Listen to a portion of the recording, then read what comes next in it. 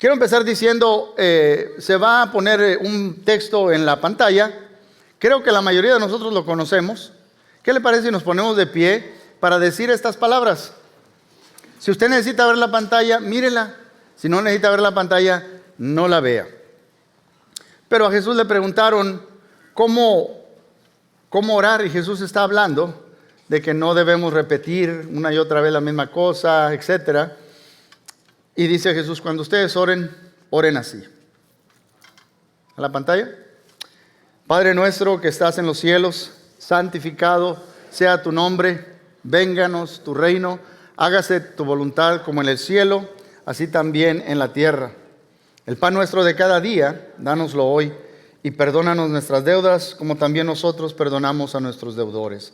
Y no nos metas en tentación, mas líbranos del mal.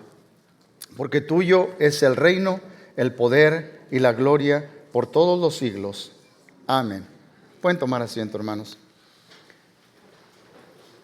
Cuando dice Jesús, ustedes deben orar así, no dice quiero que digan estas mismas palabras. Nos está dando un ejemplo. Jesús se la pasaba orando. Incluso los discípulos le preguntaron a Jesús, enséñanos no a hacer milagros, enséñanos no a predicar, enséñanos a orar. Porque es lo que hacía Jesús continuamente.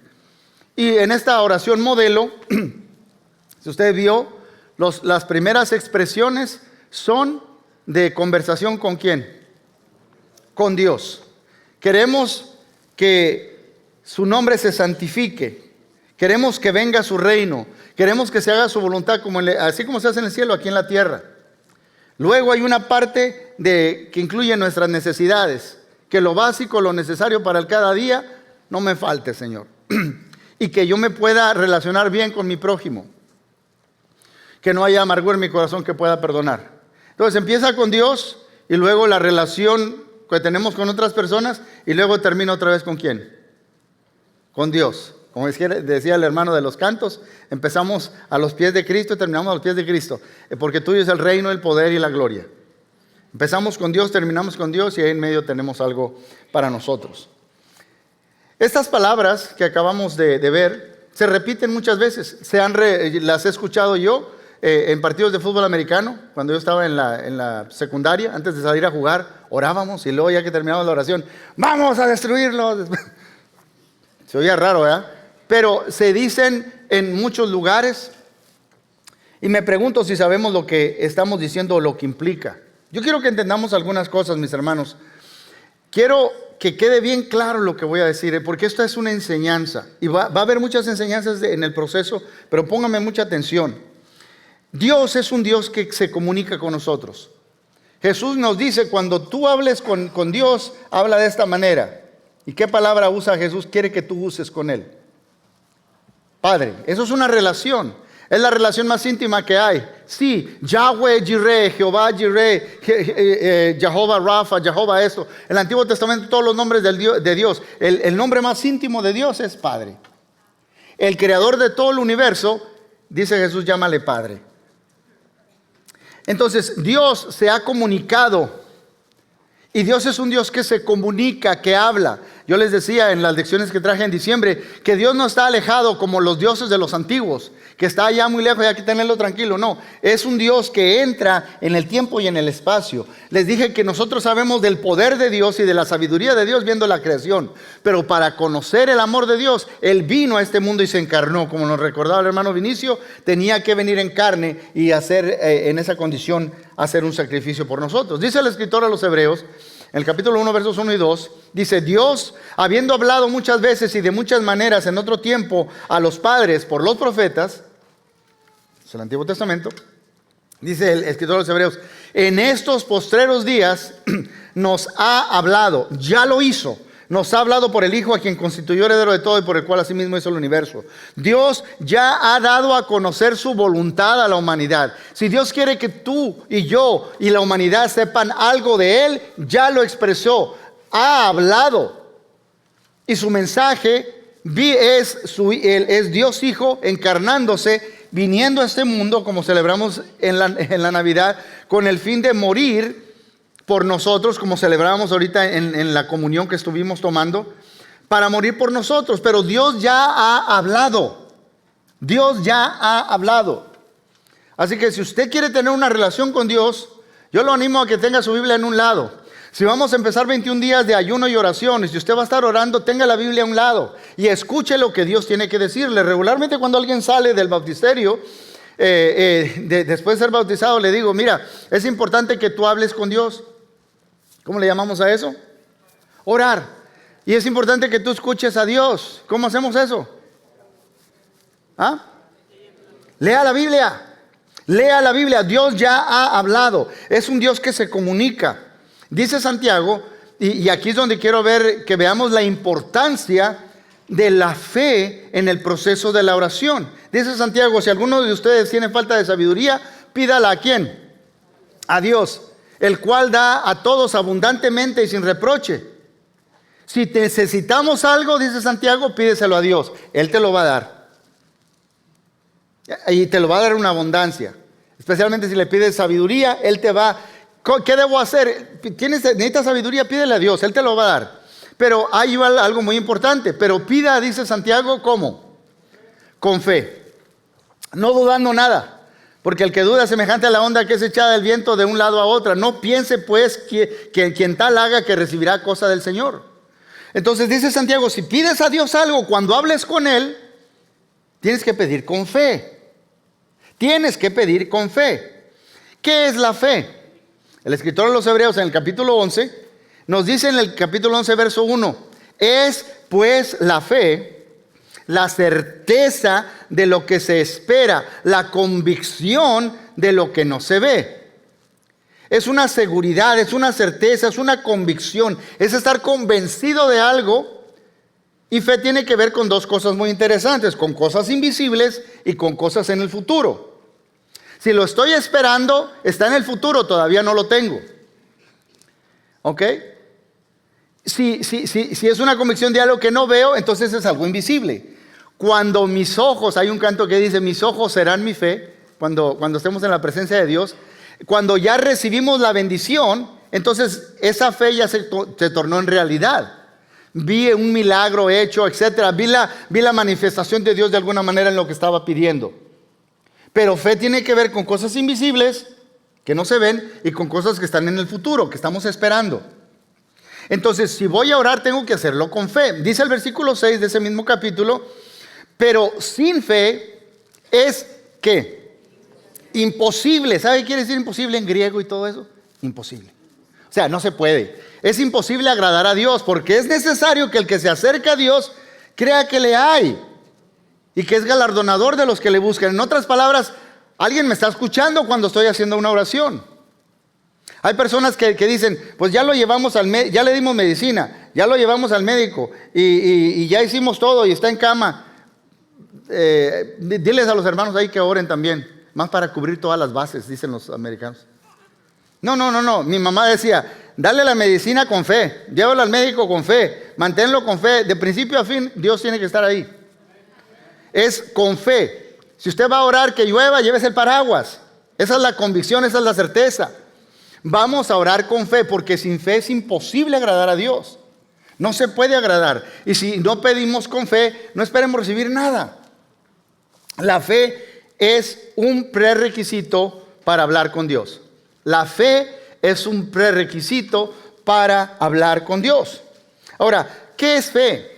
Pues es esa certeza, es una convicción, es estar convencido de algo que no veo todavía.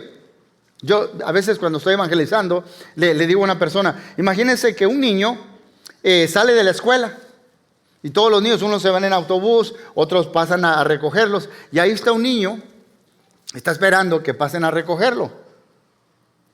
Pero ya han pasado como 15 o 20 minutos, muchos niños se han ido, llega una maestra y le dice, oye, ¿necesitas un ride, mijo? No, mi mamá me va a venir a recoger. Y luego pasan 40 minutos y no ha pasado nadie. Y le dice uno de los últimos amiguitos que va saliendo, que se quedó haciendo un proyecto, dice, mira, ahorita viene mi mamá, ¿necesitas un ride? Y él dice, no, mi mamá va a venir a recogerme. Pasa 1 hora y 15 minutos, nada más queda la directora de la escuela, sale porque no ha pasado nadie y el niño está solo ahí esperando. Y le dice, ¿necesitas un ride a tu casa? Y dice el niño, no, mi mamá ¿Va a venir a recogerme? ¿Estás seguro? Sí. Y ahí en eso viene la mamá y lo recoge. ¿Es una fe ciega? No. Está basado en un historial. Cuando la mamá le dice, te voy a llevar a comprar un helado, lo cumple. Usted y yo a veces nos olvidamos, ¿verdad? Mi esposa es un poquito olvidadiza, no mucho, un poquito.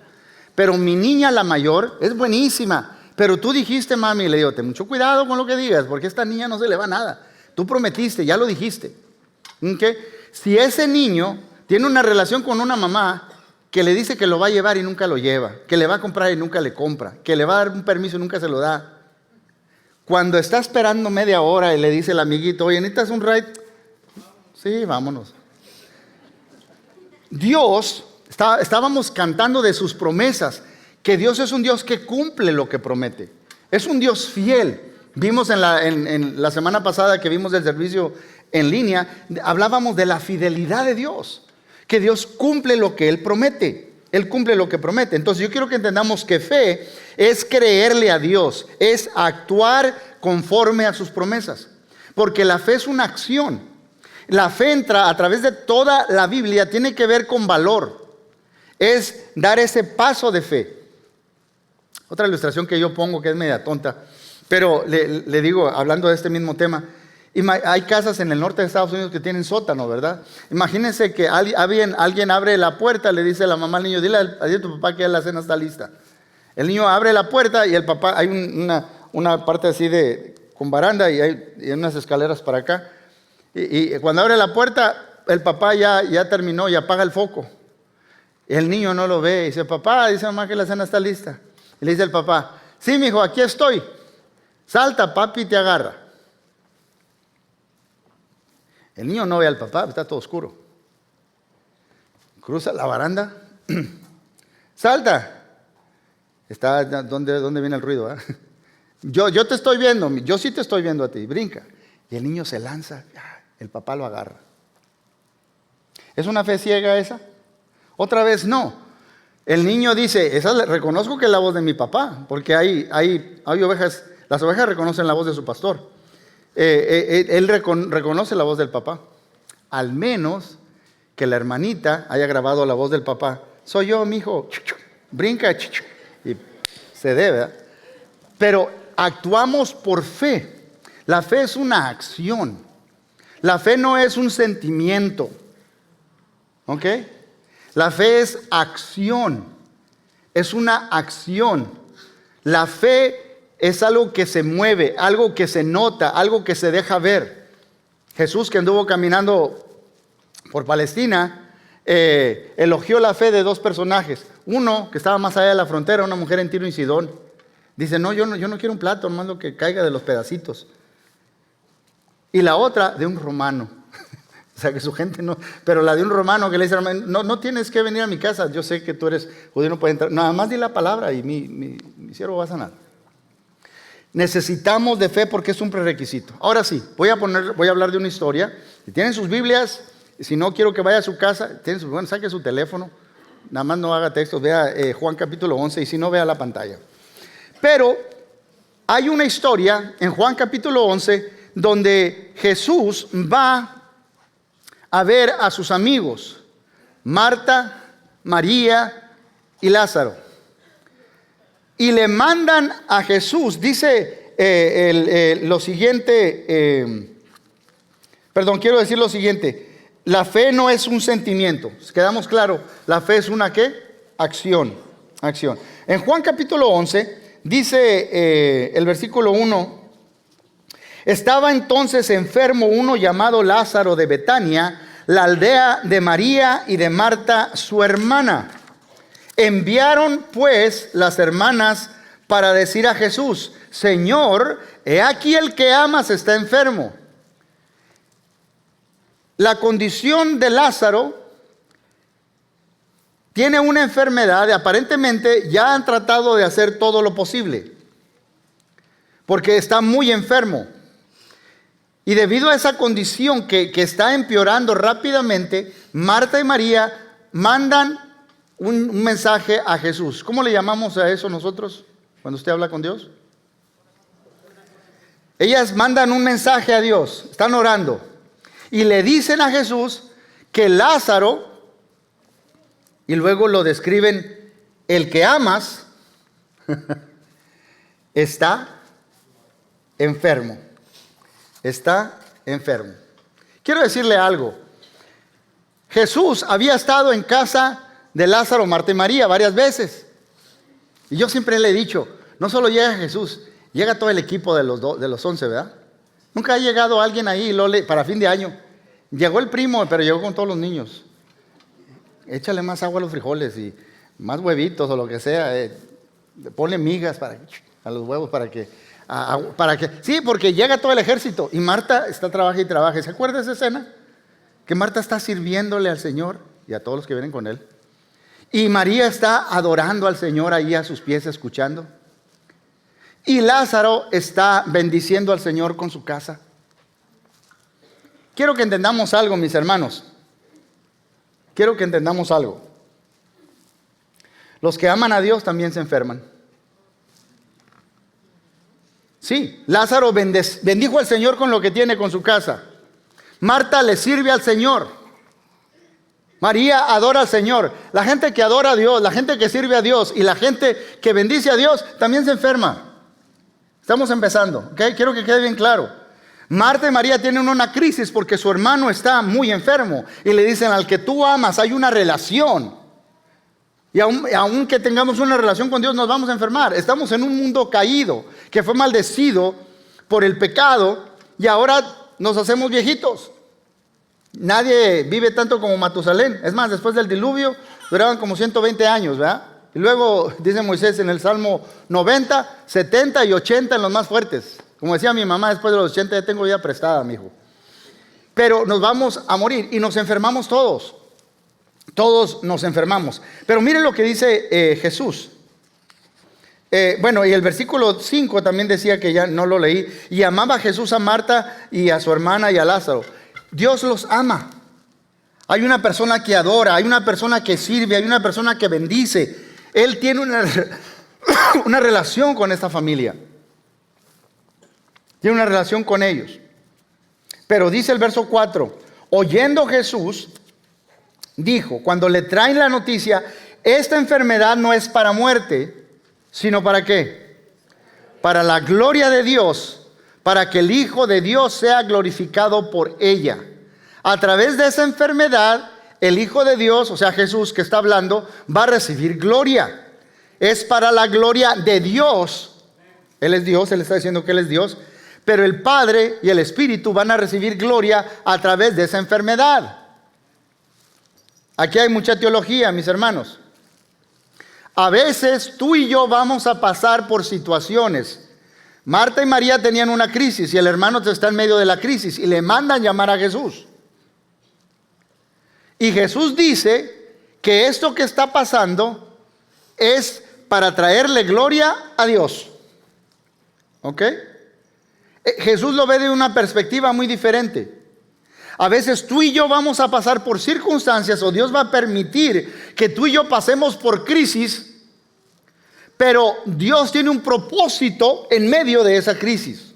Y esto es glorificarse Él, engrandecerse Él, mostrar más de Él a nosotros. Y es importante que tú y yo nos preguntemos cuando estemos en una crisis. Yo no busqué esto, ¿por qué me está pasando esto? Todos sabemos lo que es duelo. Tenemos en shock. ¿Cómo puede pasar esto? Tenemos coraje. ¿Por qué está pasando esto? Y luego tenemos tristeza. ¿Por qué me está pasando a mí? Y pasamos por todo ese duelo. Pero una de las preguntas que debemos hacer en oración es decirle, Dios, Padre, ¿cómo te quieres glorificar en esta situación? ¿Cómo te quieres tú, Padre, glorificar en esta situación? Los hijos de Dios caminan por este mundo confiados de que todo lo que venga a nosotros ya pasó primero por Dios. Nada nos llega al menos que Dios lo permita. Pregúntele a Job. Nada de lo que te está pasando por casualidad. Sí, hay sufrimiento y nosotros a veces no lo buscamos. Vivimos en un mundo caído. Hay enfermedades que nosotros no fuimos a buscar. Pero en medio de todo eso, Dios se puede glorificar. Y Jesús está diciendo que la enfermedad de Lázaro es para la gloria de Dios. Es para la gloria de Dios. Entonces yo quiero que en esta temporada que vas a estar orando, pregúntate, Señor, si hay algo que no está bien, ¿cómo quieres glorificarte tú, Señor, en esto que está pasando? Me viene a la mente la niña de unos hermanos de esta congregación. Este hermano canta en el praise team, en el grupo de alabanza en inglés. Tuvieron una niña que nació con varias deformidades del corazón, del cerebro, y esa niña duró, creo que 18 meses. Y todos esos 18 meses ellos sabían que la niña no iba a estar mucho tiempo con ellos, pero la amaron como nadie.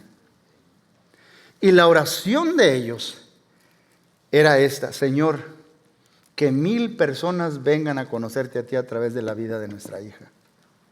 Ese funeral, el servicio estuvo lleno de personas. Y había mucha gente orando y vidas siendo tocadas por lo que estaba pasando esta niña. Fue devastador para ellos como padres. Pero la vida de esa niña glorificó el nombre de Dios como nadie, de una manera muy especial. Ahora, mis hermanos, quiero que entendamos otra cosa. Porque dice, aquí hay mucha teología. Esto que está pasando tiene un propósito. Cuando tú te das cuenta de que lo que está pasando tiene un propósito divino, entonces tenemos otra perspectiva de lo que está pasando. Cuando estamos pasando por la crisis, mis hermanos, sentimos que somos los únicos. Y Satanás, en medio de esa crisis, quiere que reniegues de Dios. Pero en medio de esa crisis, Dios se va a glorificar. Ahora, dice el verso 6. A pesar de esto, cuando oyó que Lázaro estaba enfermo, se quedó 2 días más donde se encontraba. Las hermanas le dicen: esta es una situación crítica. Queremos que vengas lo antes posible. Encontraron al Señor porque ningún remedio, ningún ungüento, ningún menjurje, ninguna medicina está haciendo un efecto en nuestro hermano Lázaro. Pero sabemos que el Señor es todopoderoso. Lo mandan llamar para que venga y haga un milagro y sane a su hermano. Pero cuando le dan la noticia, ¿qué hace Jesús? ¿Tiene prisa? Se queda 2 días más allá donde está. Se queda 2 días más. ¿Por qué, Jesús? ¿Por qué? ¿Por qué? ¿Ha pasado usted por una situación donde le ha pedido a Dios y tiene 1 año orando? En la próxima semana voy a hablar más de la perseverancia. 2 años orando para que ese hijo regrese a casa. ¿Tiene años orando para que ese matrimonio se componga? ¿Tiene años orando por esa situación por la que está pasando? Yo quiero que entendamos esto. Los planes y los tiempos de Dios son perfectos. Dios no se va a manifestar en nuestra vida en respuesta a esa oración antes de lo que debe ni después de lo que debe. A mí me ha tocado orar por personas que están muy enfermas. Mi hermana me decía: manito, pídele a Dios que ya se lleve a papá. Estaba en cama por muchos años, lo teníamos que voltear cada 2 horas. Y yo le decía a mi hermana: pues por más que ore, no se va a ir ni antes ni después. La Biblia dice que nuestros días están contados y no se va, es hasta en el día señalado que Dios tenga. Igualmente, para glorificarse Dios en lo que Él tiene y la forma en que Él va a actuar, Él tiene el tiempo perfecto. Él tiene el tiempo preciso y correcto. No va a venir antes y no va a venir después. Pero entendamos que si Dios no ha venido todavía en respuesta a esta oración que yo estoy haciendo, es porque tiene un plan más grande de glorificarse Él.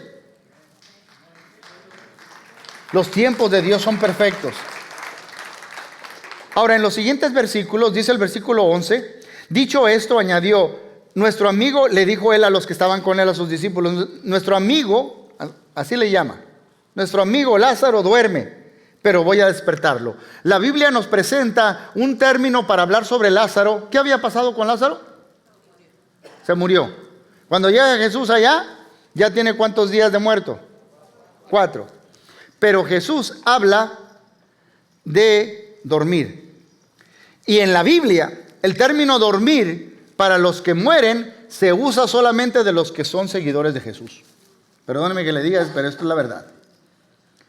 Usted y yo seguimos nuestra rutina cada noche. Ponemos la alarma, pijama, dientes, y nos metemos a la cama, cerramos los ojos. Algunos no pueden dormir. Mire, si usted tiene problemas para dormir, lea la Biblia.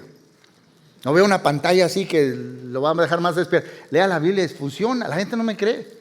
Se va a quedar bien dormido. Empieza en Génesis y no acabó el capítulo 1. En la mañana con un cafecito siga leyendo.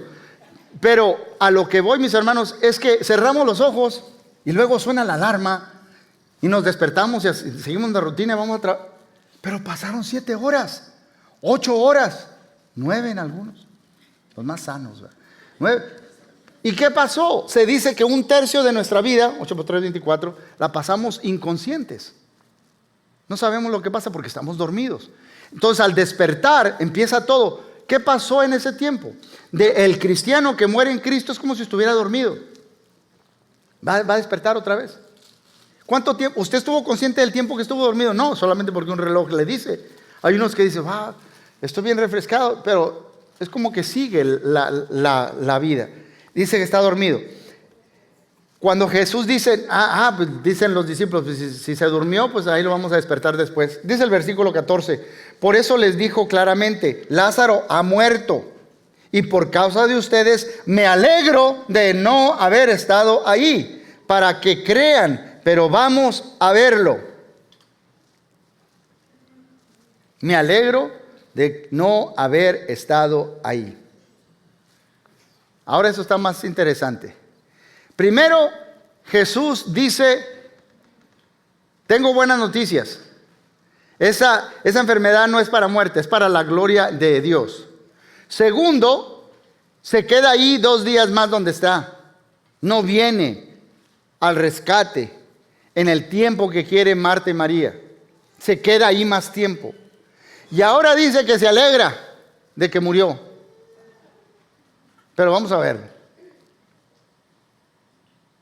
Ahora sí estamos bien confundidos. Se alegra de que, qué bueno que ustedes no estuvieron ahí. Porque lo que van a ver es gonna blow them away. No sé cómo decirlo. Los va a dejar bien sorprendidos. ¿Usted nunca ha estado en un funeral y que el muerto se levante así de repente? Pues no, pues ya está muerto. ¿Qué miedo tiene? Mire, llega Jesús. ¿Quién lo recibe primero? Marta. Dice el verso 21. Señor, dijo Marta a Jesús, si hubieras estado aquí, mi hermano no habría muerto. 2 hermanas, una misma pregunta. Luego María, verso 32. Cuando María llegó donde estaba Jesús, lo vio, se arrojó a sus pies y le dijo, Señor, si hubieras estado aquí, mi hermano no hubiera muerto. ¿Cómo traduce usted eso? ¿Es un reclamo?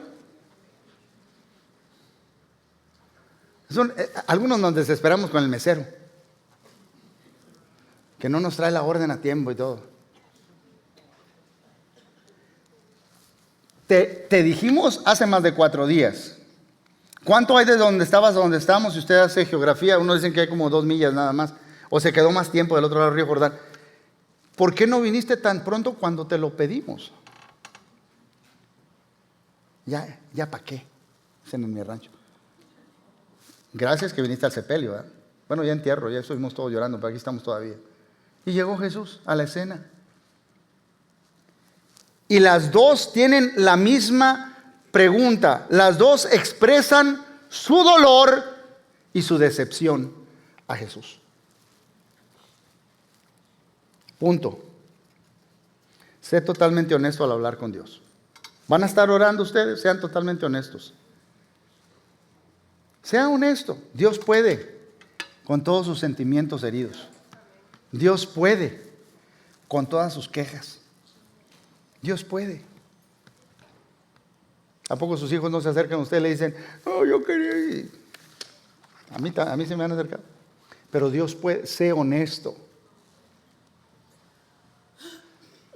Hable con Dios con todo el respeto y la honra que usted tenga. Hay personas que dicen Padre, a otros Jehová, a otras Señora, a otros Papi.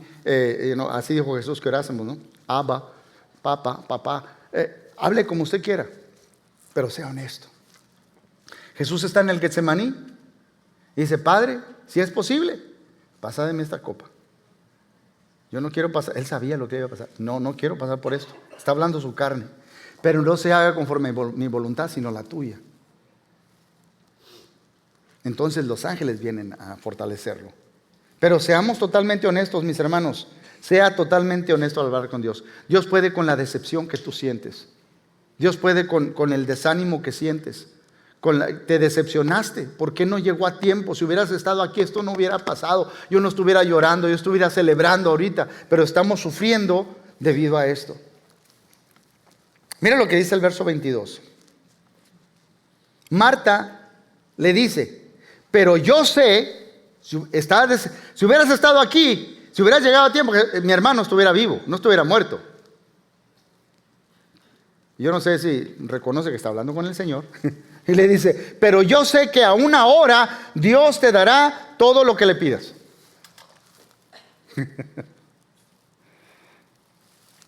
¿Qué hace María?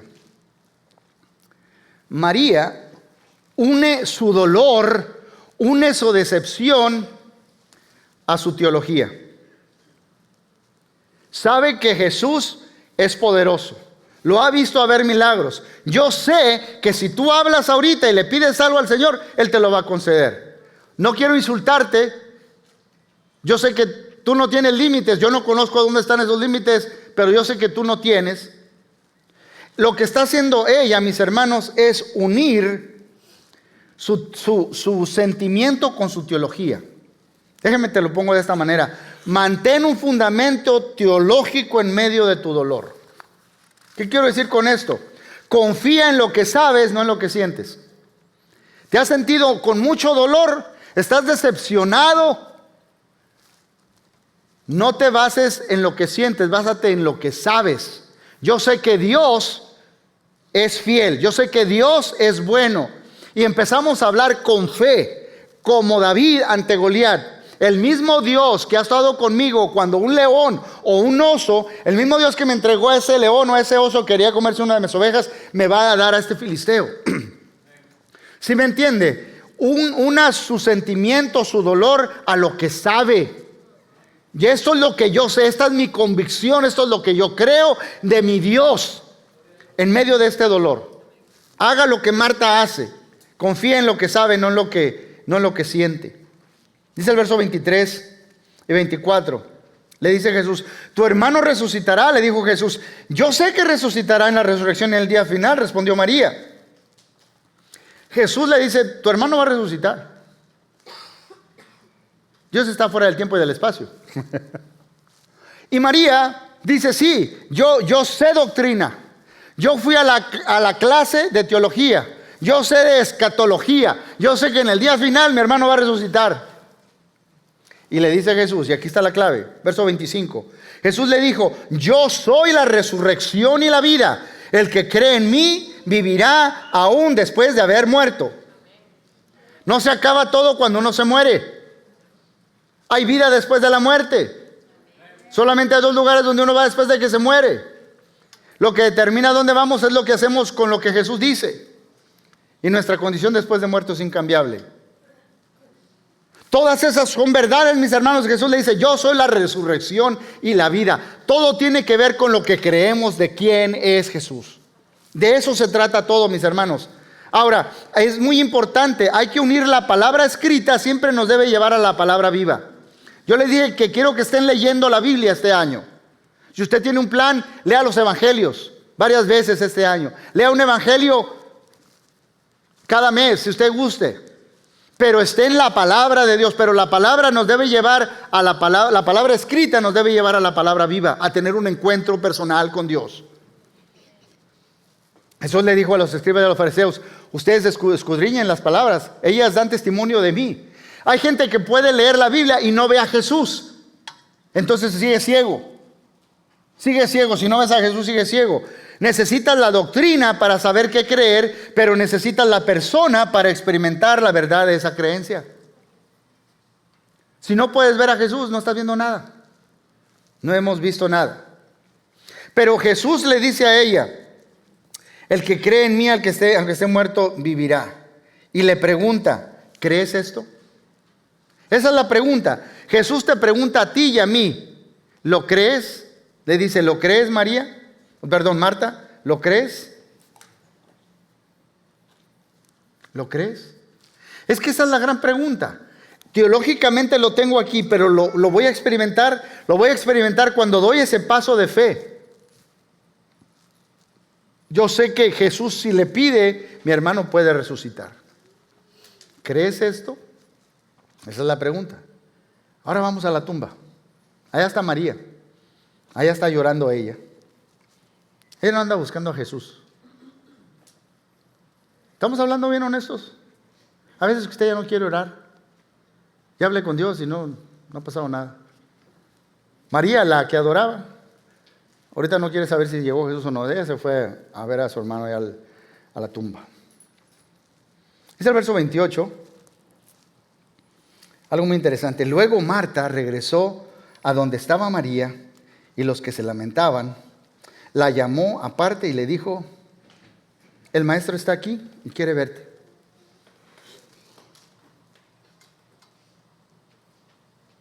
¿Alguna vez te ha decepcionado Dios alguna vez? No, pues Dios es Dios, yo no lo quiero ni cuestionar, ¿verdad? Pero yo oré muchos años y nunca pasó nada.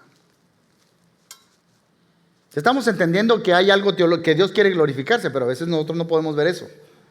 Pero María está decepcionada, desilusionada con Jesús. Hace más de 4 días y estaba ahí cerquitas y no vino, llegó tarde, si hubiera estado aquí. Es más, me dijeron que se quedó allá, como que no le importó mucho lo de mi hermano. Está decepcionada. Yo quiero preguntarte, ¿estás triste? ¿Estás decepcionado, decepcionada? ¿Estás desalentado? Jesús le dice a Marta: ¿dónde está tu hermana? Y Marta, el versículo 28 que leímos: el maestro está aquí y te busca, dice unas versiones. Quiere hablar contigo, quiere verte. ¿Dónde estás? Dios, yo quiero decirte esto: Dios está aquí y te llama. Yo no sé dónde estás tú en tu fe.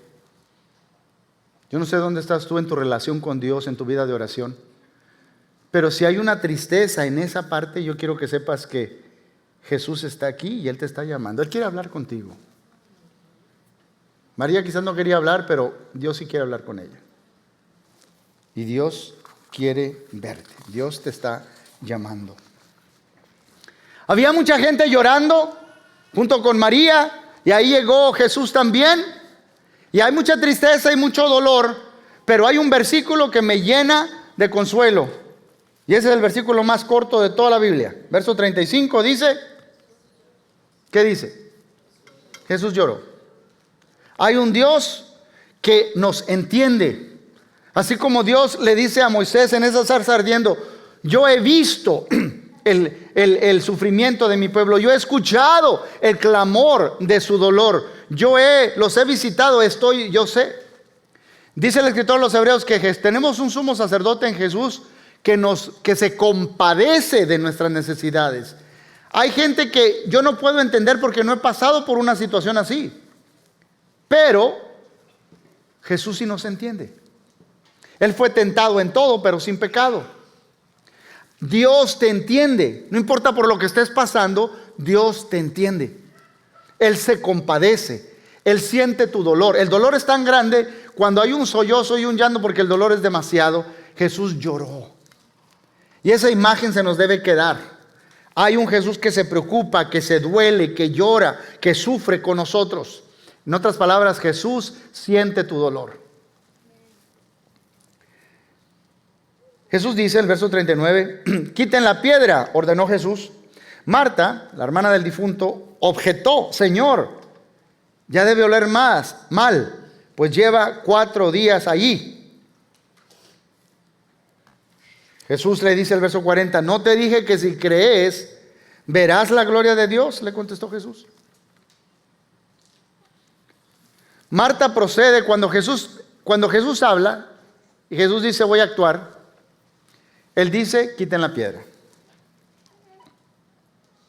Quiten la piedra. Pero Marta hace una objeción y le dice no, rigor mortis. Ya las células no reciben oxígeno, el corazón dejó de latir más de 4 días, las células se están empezando a descomponer y exude un olor de putrefacción. Está descomponiéndose ya, empezando a descomponerse el cuerpo. Sí, lo envolvimos y pusimos óleos y aceites aromáticos, pero se está descomponiendo el cuerpo. Jesús dijo, muevan la piedra, quiten la piedra. ¿Qué quiere Jesús que hagamos? Que quitemos la piedra. Sí, pero ahí lo pusimos hace 4 días. Ahí lloré, ahí todo mi dolor le di la despedida final a mi hermano. Pero Jesús dice, quiten la piedra. Quiten la piedra. Quiten la piedra. Mis hermanos, a veces nosotros no vemos la gloria de Dios porque queremos ver algo antes de creer. Jesús le dice, escuche otra vez, voy a leer otra vez el verso 40. No te dije que si crees, ¿qué más? Verás. La creencia va antes de ver el poder de Dios. Si usted tiene que ver para creer, ya no es fe. ¿Me está entendiendo? Tú tienes que creer para poder ver. Se necesita de fe y muchos de nosotros estamos todavía argumentando con Dios de lo que se puede, de lo que no se puede, y todavía no vemos porque no hemos quitado la piedra. La fe siempre precede lo que veremos. La fe siempre precede lo que veremos. Siempre. Dice el verso 41 y 42. Entonces quitaron la piedra. Jesús, alzando la vista, dijo, Padre, te doy gracias porque me has escuchado. Ya sabía yo que siempre me escuchas, pero lo dije por la gente que está aquí presente para que crean, ¿qué cosa? Que tú me enviaste. Mire, voy a regresar, vamos a poner el verso 41 otra vez. Entonces quitaron la piedra. Jesús, alzando la vista, dijo, Padre, te doy gracias porque me has escuchado. Jesús no habla por hablar. Cada palabra que Jesús dice está llena de significado y también el tiempo de los verbos. Jesús no dijo, Padre, te doy gracias que siempre me escuchas. ¿Qué dijo Jesús? Me has escuchado. Cuando Él recibió la noticia, cuando llegó la oración, la petición que mandaron Marta y María, Jesús tuvo una conversación con el Padre. Tú y yo ya hablamos de esto. ¿Recuerdas, Padre? Yo sé que tú ya me escuchaste. Tú y yo ya decidimos lo que íbamos a hacer. ¿Sí me está entendiendo? Él ya había hablado con el Padre sobre esto. Cuando Daniel oró y luego llegó la respuesta, le voy a decir a mi estilo rancho, le dice el ángel, mira, desde que tú empezaste a orar, Dios dijo, ve a responder. Nada más que tuve que ir a ponerle una recia a un demonio por allá. Por eso me tardé un poquito. Pero Dios ya habló sobre el tema de Lázaro. Por eso Él pudo decir, me alegro de que ustedes no estuvieron ahí. Esto no es para muerte, es para la gloria. Dios ya sabe de antemano lo que va a hacer. Jesús ya lo sabe. Jesús ya habló de tu situación. Cuando tú oraste, Él y el Padre y el Espíritu Santo ya están de acuerdo en lo que va a hacer. Y Él sabe cuándo lo va a hacer y cómo lo va a hacer.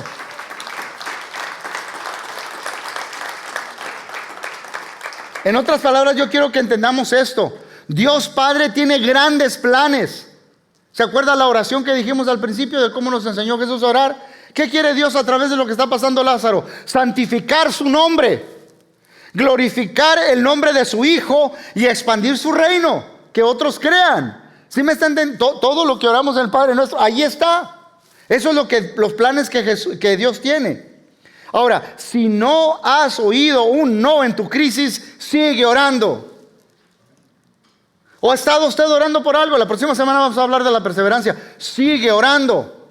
Si no has oído un no, O deja de orar, así como le dijeron a Pablo, no, en esa condición te quiero y me voy a glorificar. Así que ese aguijón tiene un propósito. Bueno, entonces ya no voy a orar. Pero hasta que no escuchó, él siguió orando. Y siguió orando hasta que no reciba un no. Ahora, en el versículo 43 hay algo muy interesante, mis hermanos. Dicho esto, gritó con todas sus fuerzas: ¡Lázaro, sal fuera! Y ustedes saben por qué yo siempre le he dicho que él tuvo que decir Lázaro, ¿verdad? Porque esas tumbas ponían varios cuerpos ahí. Si no dice Lázaro y si dice sal fuera, ¿qué va a pasar? Salen todos los muertos, porque todos le hacen, obedecen a Cristo. Tuvo que decir nada más a Lázaro. Y Lázaro salió. Dice, el muerto salió, ¿cómo? Con vendas en las manos y en los pies, y el rostro cubierto con un sudario. Dice Jesús, quítenle las vendas y dejen que se vaya, dijo Jesús. Entendamos esto, mis hermanos. Jesús te da vida, y el Espíritu Santo a través de su cuerpo, su pueblo, la iglesia, te da libertad. Jesús le dio vida al muerto, pero el muerto no tiene libertad. Salió de la tumba, pero salió atado. No sé si se movía así. Y él tuvo que dar órdenes, porque yo creo que en ese momento todos echaron un brinco para atrás, se fueron para atrás, algunos se desmayaron, otros fueron corriendo hasta su casa a tomarse un café a ver si todavía estaban vivos, o pellízcame. ¿Viste lo que pasó? Pero el muerto está ¿qué? No tiene libertad, tiene vida, pero no libertad. Yo quiero que entiendas que la sangre de Cristo te da vida, pero el Espíritu Santo en su pueblo, con su iglesia, te ayuda a tener libertad. Hay muchas personas que tienen vida en Cristo, pero están atados a una adicción. Están atados porque todavía no han perdonado. Están atados por diferentes cosas. Y es en el trato con la familia de Dios que el Espíritu Santo le ayuda a esa persona a desatarse. ¿Quién tiene que desatarlo? Jesús dijo, muevan la piedra. Hagamos lo que nosotros podamos. Yo voy a obedecerle a Dios aunque no tenga sentido. Él tiene el poder para resucitar al muerto. Pero ahora les dice otra cosa. Desátenlo. Esto les toca a ustedes. Ayudar a las personas a que sean libres en Cristo, a que encuentren la libertad que necesitan, que el Espíritu Santo obrando a través de nosotros les haga saber. Mis hermanos, si usted quiere crecer, usted debe ser parte del pueblo de Dios, donde se está sirviendo así como Marta, donde está adorando así como María, donde se está bendiciendo así como Lázaro a nuestro Padre Celestial, y nos ayudamos mutuamente. Jesús da vida, pero el Espíritu Santo lo hace a través de su pueblo. Yo sé que hay muchas personas, mis hermanos, que están atadas. Cristo es el único que te da libertad. Recuerde todos estos puntos. Si necesita ver el video después, véalo. Pero entienda que la fe es un prerequisito. No podemos ver si todavía estamos argumentando con Dios. Abra la puerta, quite la piedra, tome a Dios en su palabra. Eso es fe. Fe es creerle a Dios. No creer sobre Dios, es creer cuando Él te dice, yo lo voy a hacer. Es creer cuando dice, brinca, mijo. Es creer cuando dice, no, mi mamá me va a recoger y ahorita la estoy esperando. Eso es fe. Confiar en Dios, tomarlo en su palabra. Si tú haces eso, esta jornada de oración te va a cambiar. Vas a ver el poder de Dios. Vas a ver el poder de Dios. La próxima semana vamos a hablar de la perseverancia, pero la fe es un prerequisito, mis hermanos. No espere usted ver algo. Deje de argumentar con Dios, quite la piedra, no se quede donde está. Vamos a orar, vamos a estar de pie. Padre Celestial, este grupo de tus hijos, Señor, entendemos que todo lo que tú haces, Señor, es perfecto. Hay muchos que me están escuchando en este momento, Señor, que están pasando por crisis y no podemos ver el propósito detrás de todo y nos sentimos como Job, confundidos. Ayúdanos a verte claramente, Señor. A ver cómo tú te quieres glorificar en medio de lo que estamos pasando. Danos sabiduría, discernimiento. Señor, queremos ser honestos, como Marta y María, y traer nuestros sentimientos, nuestras decepciones, nuestro dolor a ti, Señor. Pero también, Señor, ayúdanos a ver. Tú nos estás pidiendo, ¿crees esto? Padre, queremos ser personas que demos ese paso de fe. Que cuando oremos, sabemos que estamos hablando con un Dios que no tiene límites. Que la muerte te obedece, hace lo que tú dices porque tú eres vida. Señor, que tú eres más grande que nuestros problemas, que tú eres el Cristo que no tiene límites, que tú tienes poder sobre todo lo que nos está pasando. Ayúdanos, Señor, a entender que tú te quieres glorificar en nuestra vida. Queremos ser objetos que te traigan gloria, Señor, sujetos que te traigan gloria y honra. Pedimos todo esto, Señor, en el nombre de Cristo Jesús. Amén.